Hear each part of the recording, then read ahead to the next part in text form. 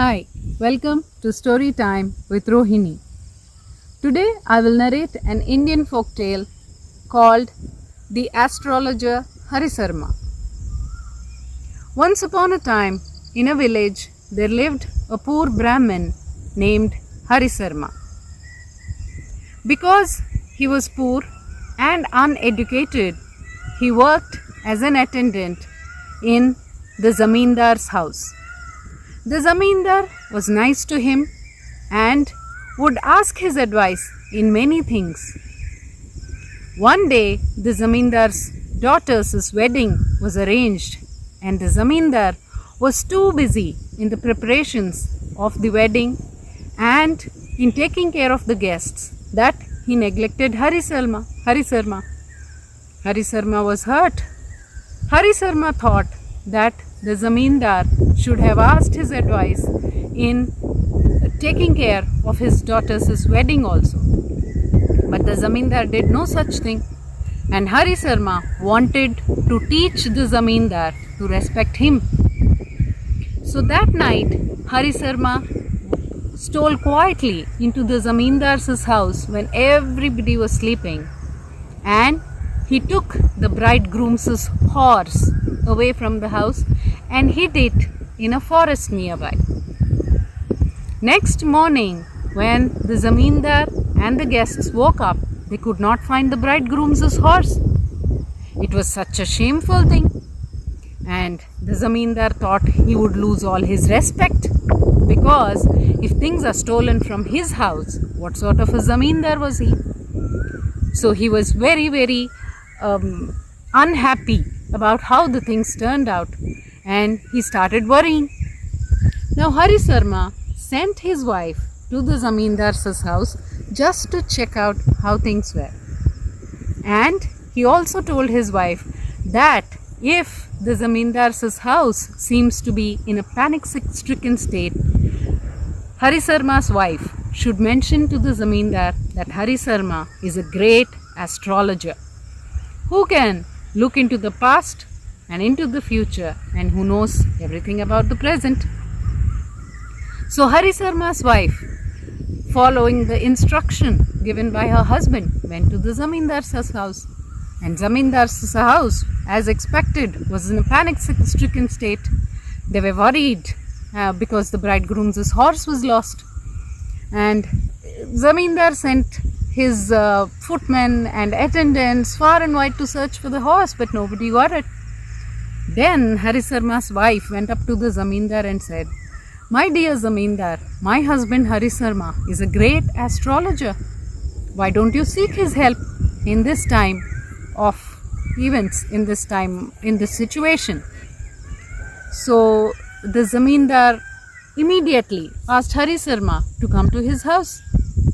Harisarma went to the house and said, "Anyways, zamindar, you weren't taking much notice of me. How is it that you called me today? What can I do for you?" he asked. So the zamindar immediately apologized and said, "Please, Harisarma, let us find, please, with your astrology knowledge, please let us find where the horse is. Otherwise, the wedding will be stalled, the wedding will be cancelled." Immediately, Harisarma pretended to do patterns on the floor, and he rolled his cowrie shells, and he put sacred ashes on his forehead, and closed his eyes and pretended as if he was looking into the future and the past and the present. And then he opened his eyes and said, "Your horse, zamindar, is tied up onto a particular tree. Dash dash dash is the location of the tree, and in the forest, on the outskirts of the village, tied to that particular tree, you'll find your horse," he said. And zamindar immediately sent his attendants to the forest, which was on the outskirts of the village, and exactly to the tree that Harisarma pointed out, the horse was tied. And zamindar accepted Harisarma's superiority as an astrologer and thanked him profusely and gave him lots of gifts. And all the guests that were attending the wedding were impressed with Harisarma's astrology knowledge, and after the wedding, when they went back to their own villages, they started spreading news of Harisarma being the greatest astrologer. Slowly, the news spread to the king also. And it so happened that at the same time, Harisarma's fame as an astrologer spread. The king's treasury was being robbed. So the king immediately summoned Harisarma and he said, "Dear Mr. Harisarma, using your astrology knowledge, could you please tell us where the treasure is?" And Harisarma now was in a fix. He actually wasn't an astrologer. He was an illiterate and he didn't know what to do. But he was a witty man. He was a clever man. So he asked the king for 24 hours time. The king granted him the time, and Harisarma was shown to a royal chamber, and Harisarma was provided lots of food, but Harisarma could not eat it. Harisarma could not enjoy the royal chamber provided to him. He was sad. At night, after closing his door, he sat on his bed like this and he said, "Oh Jihwa, what have you done?" Jihwa means tongue. So he was cursing his tongue, saying, "Oh tongue, what have you uttered? Why have you called yourself an astrologer?" And he just sat on his bed saying, "Oh Jihwa, why have you done what you did? And you will definitely be punished for your deeds tomorrow, and you will be cut into two."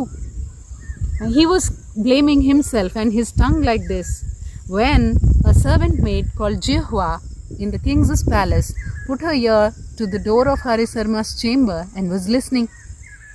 She, Jihwa, along with her brother, stole treasures from the treasury.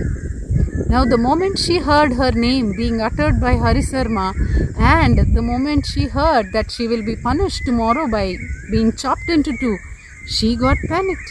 She was frightened. She immediately went to Harisarma and fell on his feet and said, "Please, master, spare me. I am Jihwa, and you have rightly identified that I stole the treasures. But I did not take the treasures home. I buried them under the pomegranate tree right in the king's garden.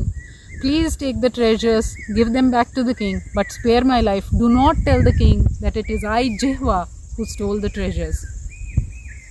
And then the astrologer pretended to know everything, and he said, "Of course, Jihwa, I know.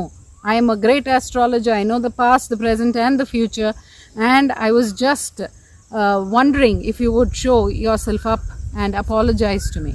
And Jihwa said, "Master, I apologize. I'll never do any thefts again. Spare me this one time." So the astrologer, feeling very proud, sent her back, and then he relaxed and he enjoyed.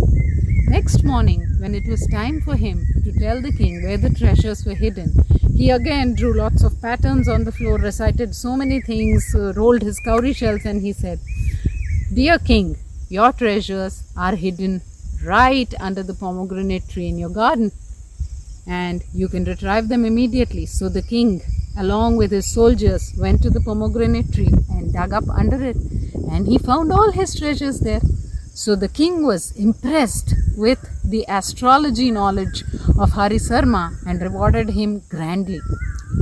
But the king's minister did not like this, and he said, "Sire, I am somehow not convinced about the astrological knowledge possessed by Harisarma. I think he is a fake man. Let us test him one more time," he said. The king agreed. So this time the king put a frog in a pitcher and closed the pitcher and took the container, the pitcher, to Harisarma and said, "Harisarma, we will test you one last time. If you tell us what exactly is there in this pitcher, we will accept that you are the most superior astrologer in the kingdom." Now Harisarma was caught red-handed, but he was a clever man, like I said, and he was more favored rather than clever.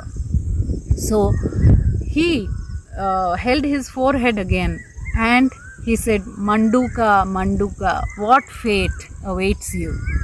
Because Harisarma's pet name when he was young, Harisarma's nickname was Manduka. Manduka means a frog.